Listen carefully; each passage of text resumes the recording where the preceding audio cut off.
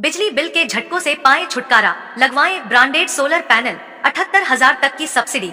अधिकृत विक्रेता sunrise traders, Neemuch road, Pratapgarh. संपर्क 7597615453। जिले में मौसम ने एक बार फिर से अपना मिजाज बदला है। दिन भर की उमस के बाद शाम ढलते ही तेज बारिश होने लगी, जिससे लोगों को गर्मी से राहत मिली। जिले के अलग अलग इलाकों में कहीं तेज हवाओं के साथ बरसात हुई तो कहीं रिमझिम बारिश का दौर चला। प्रतापगढ़ जिले के विभिन्न इलाकों में शाम तेज हवाओं के साथ बरसात का दौर शुरू हो गया, जिससे आमजन जीवन पूरी तरह से प्रभावित हुआ। लगभग 1 घंटे तक चले बरसात के इस दौर के बाद लोगों को तेज गर्मी और उमस से काफी राहत मिली। जिले में बीते 10 दिनों से रोजाना हो रही बरसात के कारण उमस भी काफी बढ़ गई है। लगातार मौसम में बदलाव के कारण मौसमी बीमारियों के पनपने का खतरा भी बढ़ गया है। तेज हवाओं के साथ हुई इस बरसात के कारण विद्युत आपूर्ति भी प्रभावित हुई और कई इलाकों की बिजली गुल हो गई, जिससे लोगों को परेशानी का सामना करना पड़ा। खाने में आएगा मजा जब फल और सब्जियां हो ताजा। फल सब्जियों के थोक विक्रेता जेके वेजिटेबल कंपनी, बगवास मंडी, प्रतापगढ़। संपर्क 9414735786।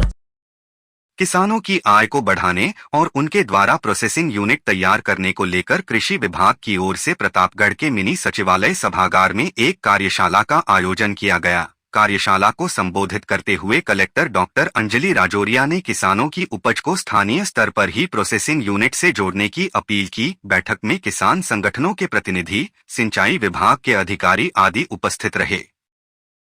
कृषि विभाग के उपनिदेशक गोपाल नाथ योगी ने बताया कि जिले में किसानों की उपज को स्थानीय स्तर पर प्रोसेस कर किसानों की आय बढ़ाने के लिए एक कार्यशाला का आयोजन मिनी सचिवालय सभागार में किया गया। यहां पर कलेक्टर डॉक्टर अंजलि राजौरिया ने वित्तीय वर्ष की गतिविधियों के ड्राफ्ट का अनुमोदन किया। विभाग की ओर से किसानों को बाहरी राज्यों एवं स्थानीय स्तर पर उन्नत कृषि तकनीक का प्रशिक्षण देने पर भी चर्चा की गई। कलेक्टर राजौरिया ने इस दौरान कहा कि किसानों का जो उत्पादन है उसके लिए वह अपने स्तर पर ही प्रोसेसिंग यूनिट लगाकर प्रोडक्ट तैयार करें, जिससे उनकी आय में वृद्धि होगी। सरकार की ओर से इसके लिए संचालित योजनाओं का लाभ किसानों को उठाना, विभागीय अधिकारियों को यह जानकारी उन तक पहुंचानी है। बैठक में बड़ी संख्या में उन्नत कृषि तकनीक अपनाने वाले किसान भी मौजूद थे, जिनका चयन प्रोसेसिंग यूनिट स्थापित करने के लिए किया गया।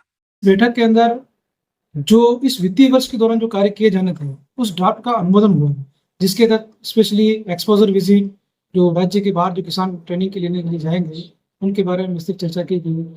और इसके साथ में लोकल स्तर पर जो ट्रेनिंग की जानी है उसमें विषय आधारित प्रशिक्षण दिया जाए ताकि किसानों को ज़्यादा से ज़्यादा फायदा हो। श्रीमान जिला कलेक्टर महोदय और अध्यक्ष आत्मा शासी परिषद ने ये अपेक्षा जाहिर की कि इस योजना के माध्यम से जिले के किसान पोस्ट हार्वेस्ट मैनेजमेंट की तरफ जाएं और फसल उपज के बाद में इसकी प्रोडक्ट बनाने के ऊपर ज़्यादा से ज़्यादा फोकस किया जाए। इस हेतु श्रीमान जिला कलेक्टर महोदय को प्रतापगढ़ जिले के जो चुनिंदा किसान हैं जो प्रोसेसिंग यूनिट का कार्य करते हैं वो भी इस बैठक में शामिल हुए थे। एडवांस आई पावर टेक्नोलॉजी आज ही लगवाएं। रिलायंस एनर्जी सोलर पैनल व इन्वर्टर। अधिकृत विक्रेता Nikhil energy, hotel Indra plaza के नीचे, MG रोड, प्रतापगढ़। संपर्क 9012304339। 3 जिलों के वांटेड अफीम डोडा चूरा तस्कर को प्रतापगढ़ की कोतवाली थाना पुलिस ने गिरफ्तार किया है। 493 किलो अफीम डोडा चूरा तस्करी के एक मामले में पुलिस को इसकी तलाश थी।